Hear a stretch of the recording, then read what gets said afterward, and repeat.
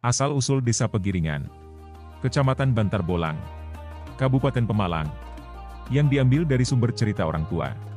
Sebelum lanjut jangan lupa komen, like, subscribe. Selamat menikmati. Sejarah lahirnya Desa Pegiringan Kecamatan Bantar Bolang Kabupaten Pemalang.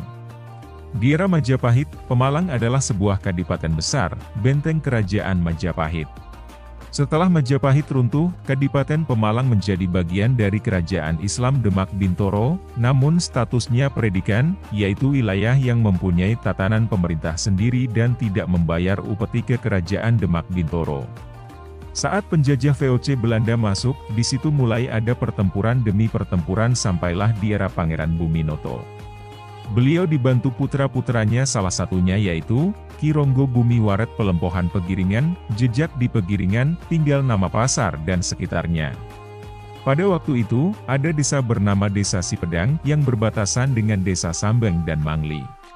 Pada waktu itu terjadi peperangan besar, sehingga penduduk Desa Sipedang digiring menuju pinggiran desa, yang menjadi cikal bakal nama Pegiringan, dari asal warga yang digiring, untuk menghindari peperangan, dan Desa Sipedang, karena ditinggal seluruh penduduknya menjadi sepi, di kemudian hari Sipedang menjadi pedukuhan, yang sekarang Dukuh Sipedang ikut Desa Pegiringan. Bahasa Ngapak yang berbeda dari desa-desa lainnya di Pemalang. Kala itu seluruh wilayah Kadipaten Pemalang sudah dikuasai sepenuhnya oleh VOC Belanda.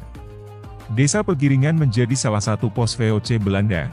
Saat VOC Belanda membuat jalan raya, banyak para pekerjanya yang berbahasa Melayu, karena kentalnya bahasa Melayu para pekerja, turun-temurun dialek Ngapak Pegiringan akhirnya berakhiran dialek tersebut konon terbawa kentalnya dialek Melayu, yang menjadi ciri khas. Dialek Ngapak Pegiringan berbeda dengan dialek Ngapak desa sekitarnya di Kabupaten Pemalang. Contoh dialek Ngapak Pegiringan: Ape, Bape, Sime, Aje, Ore. Desa Pegiringan, di era Majapahit masyarakatnya masih menganut keyakinan Hindu-Buddha. Pegiringan sendiri diapit oleh beberapa candi, yang konon katanya setiap orang luar yang ingin berbuat jahat di Pegiringan pasti gagal. Candi Curug Pegiringan, tepatnya di perbatasan Desa Banjarsari. Candi Cawi Pegiringan tepatnya di sebelah SD Negeri 1 dan 2 Pegiringan. Candi Sumur Besi, tepatnya 500 meter dari Balai Desa Pegiringan. Adapun Candi Jebeng Pegiringan, tepatnya sebelum Gapura Selamat Datang. Di Jebeng sendiri ada makam, namanya Mbah Jebeng. Menurut para orang tua dulu, makam di Jebeng itu makam punden atau orang yang pertama tinggal di Pegiringan. Dulu setiap orang desa mau acara sunatan, nikahan, dan hajatan lainnya, selalu berziarah ke makam Mbah Jebeng. Apabila ada orang luar mau masuk desa Pegiringan, maka harus nabur uang atau memberi tanda permisi, supaya di tengah perjalanan gak ada rintangan. Setelah Islam masuk di Kadipaten Pemalang, sampai juga ke desa Pegiringan, ada istilah Duslam, yang artinya Hindu Islam. Jadi meskipun mayoritas penduduk desa Pegiringan beragama Islam, namun sesajen masih kental. Semisal saat ada acara salah satu keluarga membuat sesajen untuk leluhurnya, meskipun orang tadi rajin beribadah. Pada saat datangnya seorang pemuda ahli agama bernama Hamid, beliau berdakwah perlahan menghapus perilaku yang masih menyimpang pada masyarakat. Di desa Pegiringan, beliau berasal dari desa tetangga, yaitu Desa Semaya, Kecamatan Randu Dongkal, Pemalang. Hingga akhirnya beliau mendirikan masjid pertama di desa Pegiringan, yaitu Masjid Al-Falah Pegiringan. Beliau mengabdikan dirinya. Era keemasan Islam di Desa Pegiringan. Setelah silih berganti pendakwah-pendakwah Islam di Desa Pegiringan bermunculan.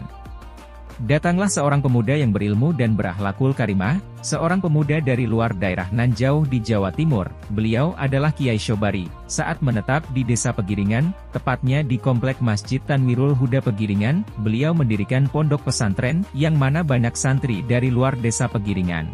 Hiroh keislaman Desa Pegiringan makin kental, anak banyak mengaji di surau-surau, langgar, atau musola, sangat hikmah pendidikan Al-Qurannya, khususnya setiap habis sholat maghrib, semua pemuda-pemudi belajar membaca Al-Quran, berjanji.